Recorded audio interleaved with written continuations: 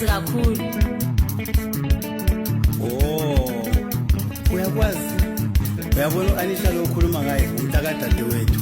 Zwana ke lapha ntombendala singamoshi isikhathi. Uyabona ukuthi uma uthutsha lapha mntwana abantu yazi kuningi ukuzwilela lapha emzini. Akufana nani futhi. Esengicela ukwazi nje ukuthi wena ungabe umfazi womuntu noma usaseyintombi la usadinga umuzi njengami. Hayi ngokungithethe mntwana abantu ngithi yathi ngazwa ukuthi yazi ngazwa. Budamanga. Manje bhuti kukhuluma umbamba ke. Kanti vele bhuti njani? Ngimnandi ngihamba mntana mangilele wesi. Wena yekela ukumotsha isikhathi.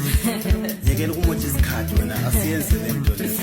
Ngeke bengishaye ngiyesaba ukushaya. Akula muntu ozakuchaya ntombendala njengoba umbona khona lapha lami ngiyadinga. Lami ngiyadinga mntwana womuntu.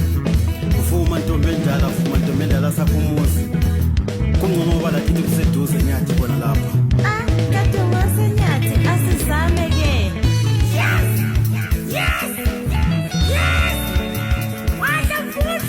Sekufukile obashane sekufukile obakhithi sekufukile obashane sekufukile sekufukile obashane sekufukile obakhithi sekufukile obashane sekufukile obacholocho.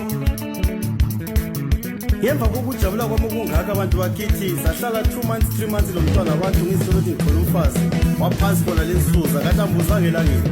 Hey manje sendlini sezizokuhlala ingoma zerumba.